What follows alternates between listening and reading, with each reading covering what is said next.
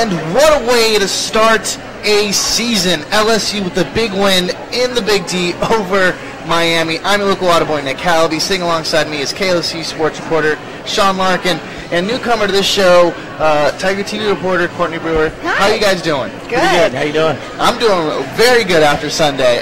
We came into this season thinking it was going to be an interesting one for the Tigers, and man, did they make a statement against the Miami Hurricanes. A lot to talk about today. Previewing the big game tomorrow, LSU taking on Southeastern in LSU's first home game of the year. But before we get into that, let's get a recap, quick recap of what happened in Miami. Sean, I know you went to Dallas. Courtney, did you go? I was in New Orleans, but you watched the game. I was watching it. So, Sean, what was it like? It was electric. I mean, before the game started, there was a lot of unknowns. I mean, what was the offense going to look like? You know, who was going to play running back? Who was going to shine at running back? What were the receivers going to do? And I think we have our answer at running back with Nick Brossette taking over the lead. He had 2 touchdowns last week, and the offensive line looked shaky at times, but they were able to, you know, sustain some drives and get up early. Kind of took a step back in the second half, but the real story was Joe Burrow. I mean, when you watch the guy play, he's really smart at the line of scrimmage. He commands the line of scrimmage. He drew Miami offsides a couple of times. Checked out of the play where Nick Brossette scored in the first half. I mean, it's just refreshing to see a guy like that just command the line of scrimmage and take over a game. He made some great throws, made some good decisions throwing the ball away, and I'd like to see a little bit more of that this week. So, Courtney, one of the biggest questions coming into this year was going to be this offense. You expected a dominant LSU defense, but we really wasn't sure what we were going to get from running backs who never touched the end zone before. Absolutely. A new transfer quarterback. What did you see from Joe Burrow, and what did you like? Honestly, I wasn't surprised by Joe Burrow. After watching him in practice all week, he showed up, he performed, and he was ready to go. I mean, Coach O talked all about how ever since he had been confirmed as quarterback, he was so much more confident and sure of himself and just ready to go. And I think his debut SEC game, he absolutely dominated. The defense played a great game. 2 interceptions against Miami, 1 for a touchdown by linebacker Jacoby Phillips. We knew this defense was going to be good, but they're going up against a Miami team that has a lot of athletes on that side of the ball. How do you think they stacked up, Sean? and the first thing you notice when you watch them live is how fast they are, how fast they get to the football. They swarm the football. Defensive line, I mean, Rashard Lawrence looked really good, man. If he could stay healthy, he's going to solidify himself as a first-round pick. Devin White was Devin White again. Jacob Phillips was exciting to watch, man. He with the pick 6, but he also was all over the field as well. Cornerbacks look good. Christian Fulton kind of settled in. He had some technique issues, finding the ball. But once, he gets more game reps, he's going to be really good. The linebacking core especially had a great game. Devin White coming with a couple of tackles on Jacoby Stevens. A bit of a loss, though. We found out the game this week. Kind of almost star Buck linebacker Clavon Chason out for the season with a tore ACL. McGee, the lineman on the other side of the ball, is out for 2 to 3 weeks. We'll see how that plays next week against Auburn. Which of the two do you think is the bigger loss? Honestly, I'm more worried about Chason and that ACL tear. I think it could have a really big impact on how we go up against some of these SEC components. I'm not as worried about this weekend, but once we head into Auburn, Alabama, Ole Miss, then I'm a little bit worried. Yeah, that's a guy that they're talking about. And, I mean, let's see, he's only played a couple years of football. They were talking about him as being the next great edge guy for LSU, and you can't replace what he does because he's so fast, gets after the quarterback, and he was only going to get better. He was only going to improve. So they're going to have to find guys to come in. I mean, it's not just going to be one guy, but there's going to be 2 or 3 guys come in, and I think that's going to be now with the offensive line depth being a problem. Yeah, that's going to be a problem, but you've got a good opponent this week where you can work some guys in and get reps, but it might be a little tough down the road, especially next week. This was the first edition that we saw of the Steven Sminger offense since he was interim offensive coordinator 2 years ago. Pro style with some spread wrinkles. Really interesting combinations that we saw last week, especially with the running game, how well LSU was able to run the football. What did you guys see from Steven Sminger's offense, and do you think it's going to evolve over time in the next couple of weeks? I mean, I definitely think so. I mean, you've got 125 rushing yards from Brossette. He just had such a breakout game as running back after being behind guys and Fournette, and he's finally getting his time in the spotlight, and I think Essinger on offense is definitely going to help into that. Sean, that running back core, we've been hearing all off season. It's going to be running back by committee. It's going to be a combination of Brissett, and it's going to be a combination of the newcomer Curry and Clyde Edwards-Helaire with his shiftiness. Do you think LSU now has a solidified starting running back, or are we still going to see the three of them running out there? So, who was my guy I picked to watch last week? Nick Brissett. All right, so the senior finally got his chance. He got it done. Scored his first 2 touchdowns of his career.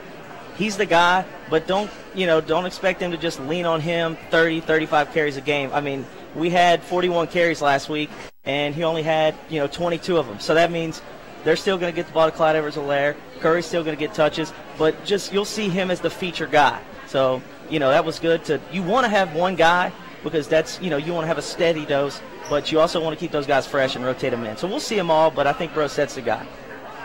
Joe Burrow comes in and does a very good job managing this offense. If you just look at a stat sheet, it doesn't look that impressive. No. Kind of looks like your typical LSU quarterback. I think he went 11 or 12 of 24.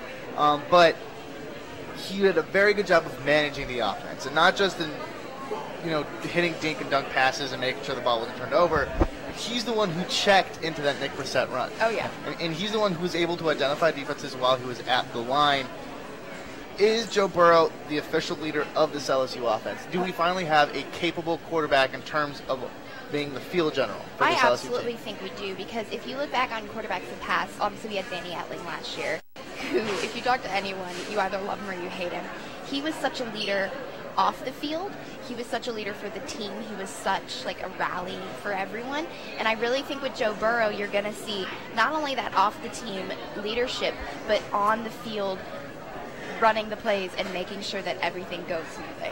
Yeah, that was, stat sheet, like you said, didn't indicate, because there were some drops in there. They had one on third down to Derek Dillon that he could still be running. I mean, that's 30, 40, 50 more yards right there. So, the stat sheet did look like your typical 9 for 17 for 112 yards for LSU quarterbacks, but it wasn't like that. I mean, if you watch the game in detail, checking out of plays, I mean, I was more excited watching Brissett. Brissett's running down the field. I'm just talking to the guy next to me. I can't believe we checked out. We have a guy that has 2 to 3 plays at the line of scrimmage, and he can read the defense and pick one. I was more excited about that because we haven't seen that in a while. So, yeah, it's he's the guy. You can tell he's the leader, controls the line, and it's going to be exciting to watch him get better every week with his team. That second half, it's easy to say that Miami obviously won it. 2 big touchdowns, one with the long pass from Rozier to Hightower, the other one with the run-in from Rozier. The defense looked like they weren't playing a whole lot of their starters. Greedy Williams was out with a stinger. Didn't want him to get hurt too much. And the offense was just kind of running the ball and running that clock down. How concerned should a team being able to score 2 unanswered touchdowns and making it almost a game towards the end? How concerned should LSU fans be about that? I really don't think we should be concerned. I think our offense just came out so riled up and ready to go last week that Miami wasn't an issue. Like, I understand, we had home field, of course that always helps, but I think we were so riled up and so excited to go up against this big ACC team that it wasn't an issue for us, and I think it's going to motivate us going into the rest of the season. Especially with kind of the disrespect we had been getting offensively, and it was 30 to 3 at one point, and 33 to 3. The game was in hand. It is a little concerning to see, but let's credit Miami's defense a little bit. It's one of the best defenses they're going to see, especially for an opening game. We're not getting a small school. That's a good gauge of talent, to go against for your first game, because you're only going to get better offensively as you gel, and the defenses you play are going to get a little better down the road. So, yeah, we looked a little sloppy in the second half, but it was kind of just, meandering along, killing the clock. So I'd like to see a little more aggressiveness to put it away. Oh, yeah, I'm definitely glad that we got off. They started out the season with such a major opponent, though, because you see, this is our, 4th or 5th year opening on neutral field, and most of these teams are playing like our little lady down the street. You're going up against a major powerhouse like Miami for your opening weekend. I think that was so good for the Tigers to get them pumped up for the season and get them ready to take on this crazy home season that we have. Yep. When you listen to dialogue nationally about their view of the Tigers, obviously getting some respect from the Associated Press and coaches poll, jumping from 25th in the country to number 11. But you kind of have to ask, how much of that was LSU being so much more impressive than we thought, and how much of it was Miami just being so much more underwhelming than we expected them to be? I think it's all in the Tigers, honestly.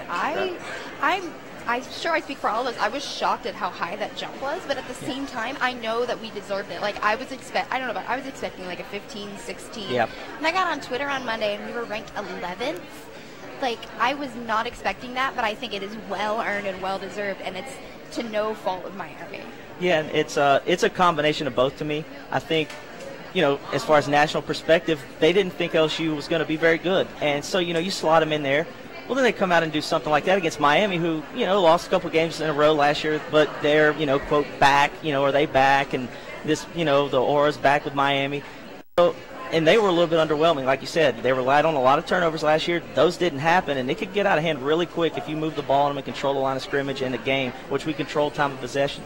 So, yeah, it's a little bit of Miami not being as good as everybody thought, and the national media, you know, underrating us. So now we jump 14 spots to 11, and you know, whatever happens now, it's going to be fun to watch. Absolutely.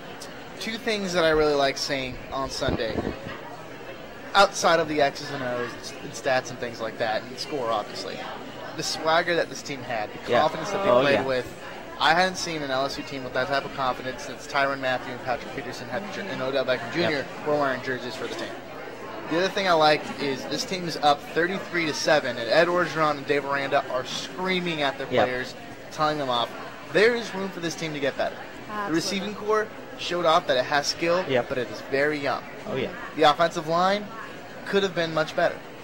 The defense, even, in that second half, the secondary, outside of Grady Williams, you have talent, but Fulton had technique issues. The other side of the ball, they were getting hurt a little bit. Miami was able to score down the field. There's room for this Tiger team to get better, and I think that's a very scary thing for everybody else they play. There's still a lot of question marks left up to how many games this team's going to win, what's going to happen down the line, but this team is a lot better than we thought. This is not a 5-win team. No, absolutely not. This is an 8. As of right now, the way I look at them, they look like an 8 or 9-win team. Yes. We'll see what happens down the field. I think the next big game that's going to be officially the biggest game of the year is going to be against Auburn. Next week. Once that game's done, then the next biggest game of the year is Mississippi State, and then it's Florida, and then it's Georgia.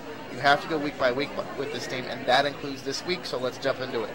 The South, our friends from Hammond, Louisiana, just up the 12 on the north side of Lake Pontchartrain, the pride of Tangipahoa Parish, the Southeastern Lions, the mighty little Lions, had a big game last week against ULM is who they played, Sean? So, Courtney, did you watch that game or see any stats or anything of it? Didn't. Okay, our man So Sean, let me tell you what I did last night. It is really hard to find some film of ULM Southeastern, and the game was on ESPN Plus. So I'm searching and looking. They lost 34-31 ULM last week.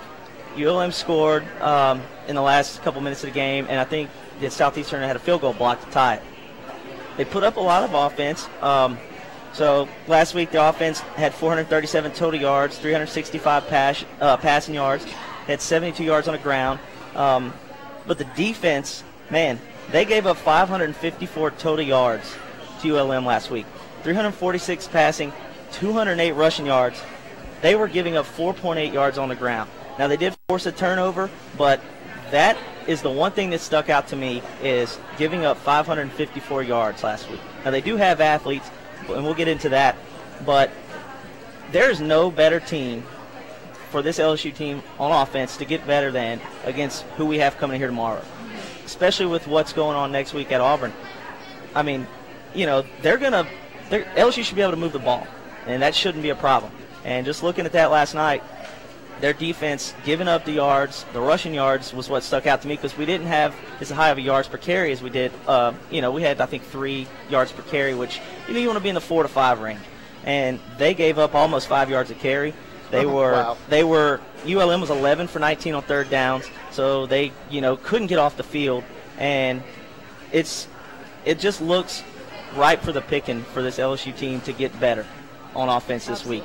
Courtney, a lot of criticisms of this LSU offense after week 1 is you didn't see it get, I don't know if spicy is the right word, but you didn't see a lot of wrinkles. You didn't see a lot of passing downfield, and honestly, they didn't have to. They could just run the ball. They got some big points on defense, and you didn't really have to see Joe Burrow go out and win you a football game. we're playing an opponent that is not really up to snuff. So, is there any possibility of this offense having to get any more diverse this week? Do you expect to see anything more from Joe Burrow? I agree with Sean. I think that going into this week, it's going to be really good for our boys to get some more offense practice against a team that we're not necessarily that worried about.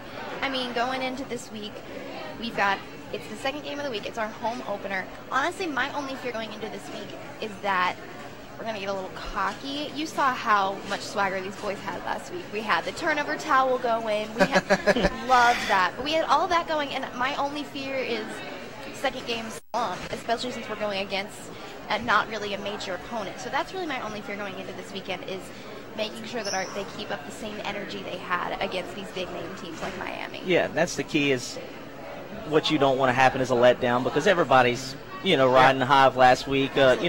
The worst thing you would want in your home opener is to come out and it be 10-0 at halftime or something like that. That's not what people want to see. They want to see, like a 28-3 going into the half, scoring points. And, there's no preseason in college football. So these type of games are basically the preseason. You're going to get word from everybody, so you hope to get up early. And, look, we all know the game's decided before we play it. It should be, except no disrespect to Troy last year, because we thought the same thing. But these are the type of games that you have to execute, and you can't have a letdown, like you said. Oh, yeah. Sean, look at the Lions offensively. They do have athletes. They have some wide receivers who can make some catches, and they have a really dual threat quarterback. Tell us a little bit what LSU has to be careful of on the defensive side of the ball. So, yeah, like you were saying, they have athletes, and the quarterback, if you watched recently, one thing that LSU's defense has had trouble with is dual threat quarterbacks. And Jason Virgil is a transfer from Fresno State.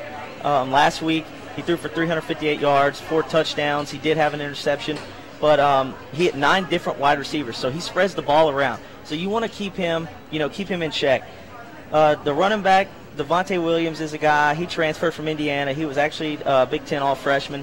He was 6th on the all-time kick returns list at Indiana, and he only played 2 seasons. He didn't really have a great game last week. 6 carries, 27 yards, but he averaged 4.5 yards per carry, small sample size. The guy to really watch, though, is Juwan Petit-Ferrer. He is a wide receiver. Last week, he went nuts. He had 290 all-purpose yards, second most in the school history, had 5 catches for 148 and 2 touchdowns. He only had 2 career catches before this year. So going in, he wanted to improve, and, he doubled that last week.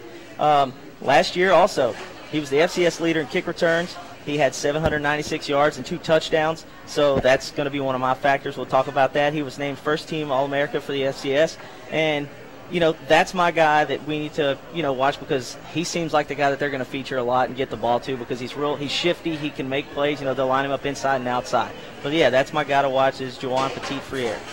This is obviously a game that heavily stacks in LSU's favor, but like we keep saying, and I will keep saying it until the end of the time, homecoming last season against Troy. I'm not allowed to sit in my Uncle Charlie's seats anymore after that game. Oh, man, that's funny. So with about 10 minutes left on our broadcast, we're going to jump right into our picks. We have a lot of them this week, so we're going to take some time to talk about each game. First off, we're going to start off on the West Coast, which is the best coast. USC takes on Stanford in what actually becomes one of the bigger games in the Pac-12's year this year. Washington loses to Auburn last year. They're still probably the favorite to win that conference. Yeah. Stanford's always a tough team. Recruit very well, great on defense. USC always has the talent, and they have a true freshman quarterback in JT Daniels, who had a pretty okay game last week against UNLV. Sean, I'm going to start with you. USC Stanford, who wins it, the Trojans or the Cardinals? Listen, it's going to be a wild one on the farm. Let's go with Stanford. Okay. Yep. This turned in one of the better games in Pac-12 the last few years, too. So, Courtney, who do you have, the Trojans? I'm going USC. They've got that new quarterback that everyone's real riled up about, and I think they can get it this weekend. Yep, I'll go with USC as well. I think Stanford's really good, but they don't have the speed on the outside that USC has, and this would be a big one, especially to kind of assert that the Pac-12 South isn't that much worse than the Pac-12 North, which hasn't been true as of late. TCU and SMU, a battle for the Lone Star State. The Horned Frogs had a pretty good game last week in their opener. SMU, it's kind of a lot left to see what really this SMU team looks like this year. Should be a shootout, though. I think a lot of offense in this football game. Courtney, who do you think wins this game? I've got the Horned Frogs. They had such a good weekend last weekend, and I really think they're ready to go into this weekend against SLU. Sean, who do you got? They're coming in 3 touchdown favorites. They're going to score a lot. I'm going to go TCU as well.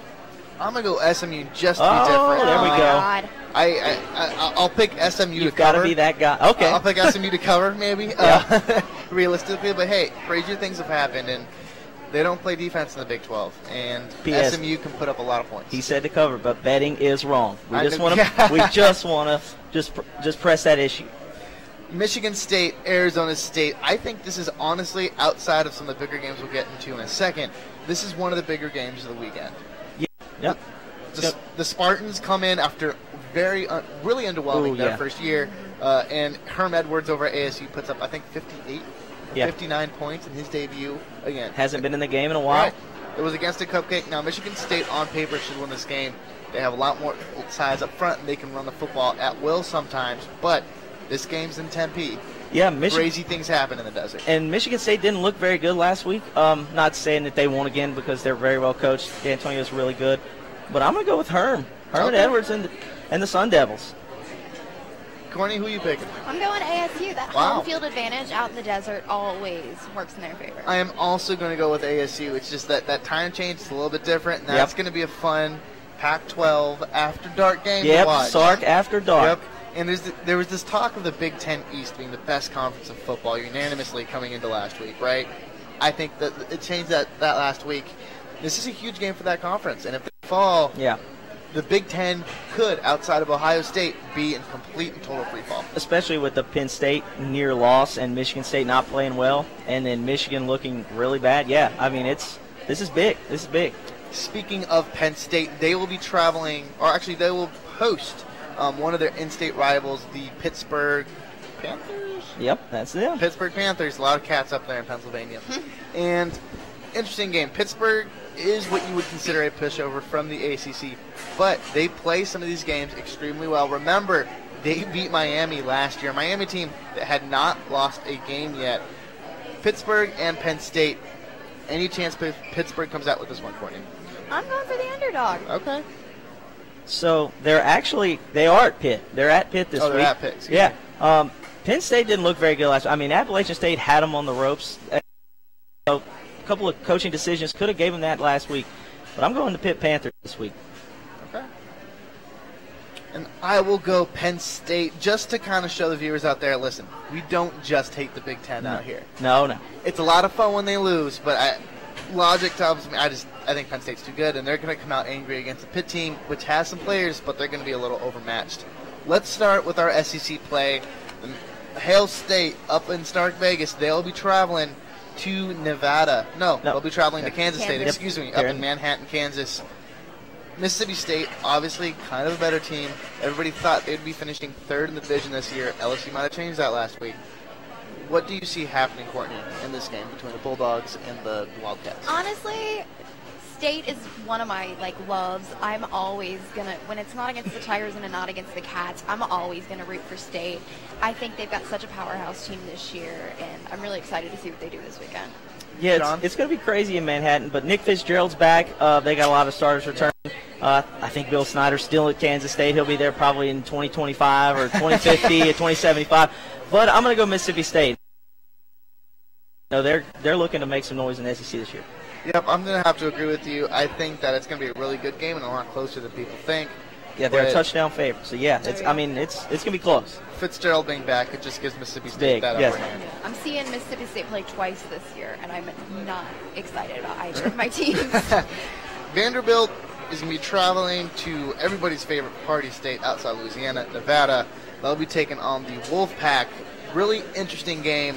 Kind of the bottom tier of the SEC taking on a Mountain West, not powerhouse, but a Mountain West team. They play football. They'll upset somebody on a Thursday night, exactly. I'm sure. That's what they do. It happens. So this is a really weird game, and this is a game listening to kind of sports betting shows. They tell bettors to stay away from this game because nobody knows what's going to happen. Oh, no. It's just going to be an odd one. Sean, what do you think happens? The Commodores pull it out? Yeah, I think they'll win. They're about 10-point favorites. The game's at home, so they'll, I think they'll pull it out. Nevada's a good team, though. I watched last week, and it's going to be interesting because, yeah, I have no clue about Vanderbilt. I'm not going to lie. I mean, you never know. I mean, Derek Mason is a very good coach, so we'll see.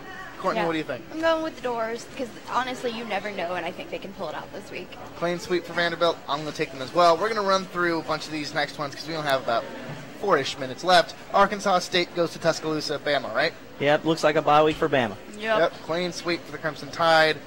Probably the game of the week for the SEC. Georgia visiting Columbia, South Carolina to take on the Gamecocks. This is one of the games that could decide what happens in the SEC East. Who you taking? South Carolina's schedule isn't bad. It's early.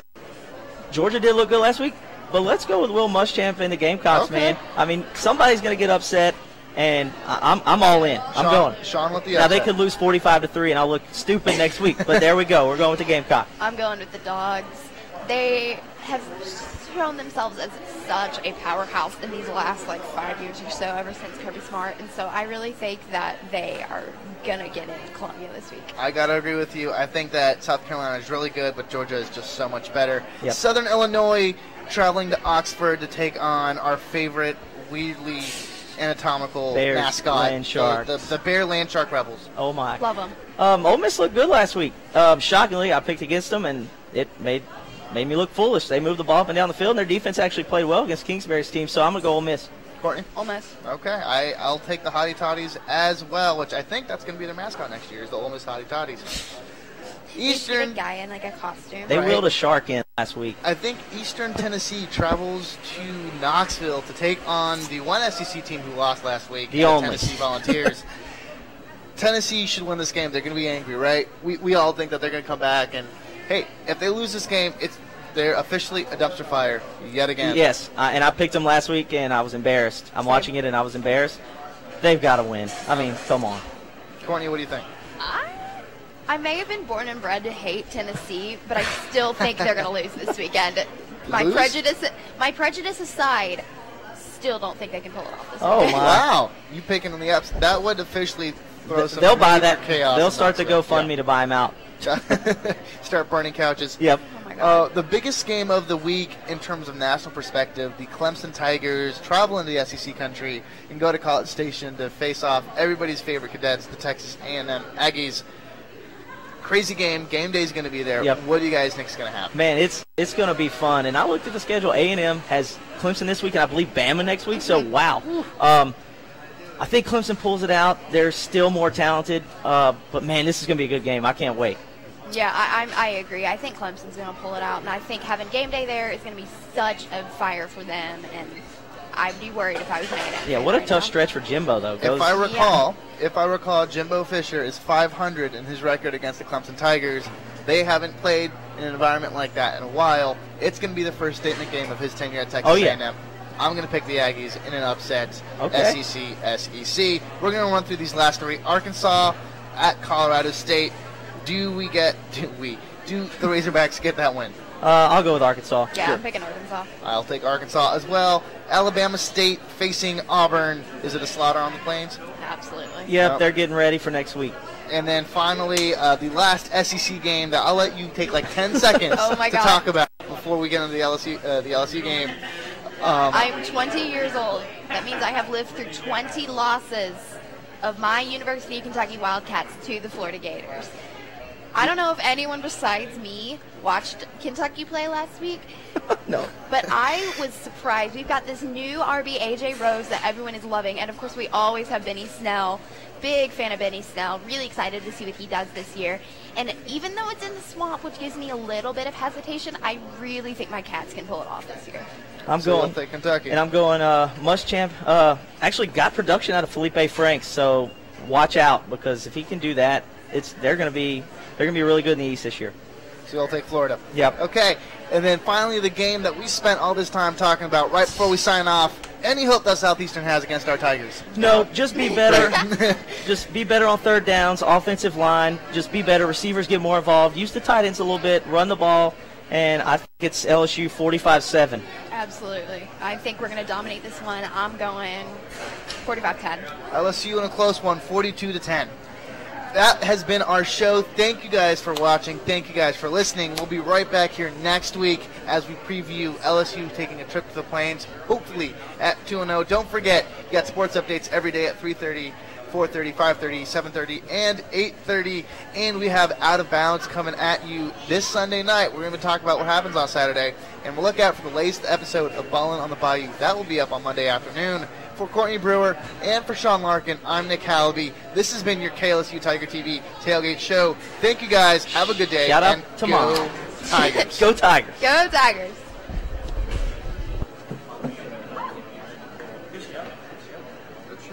I gave my dad a shout out. I said Danny Later. My dad literally texted me. I have a text from my dad right now that says Joe Burrow is a good quarterback. He is good. Jimmy just texted me and said, "Was that you on KLSU?" Oh, gee, that was you.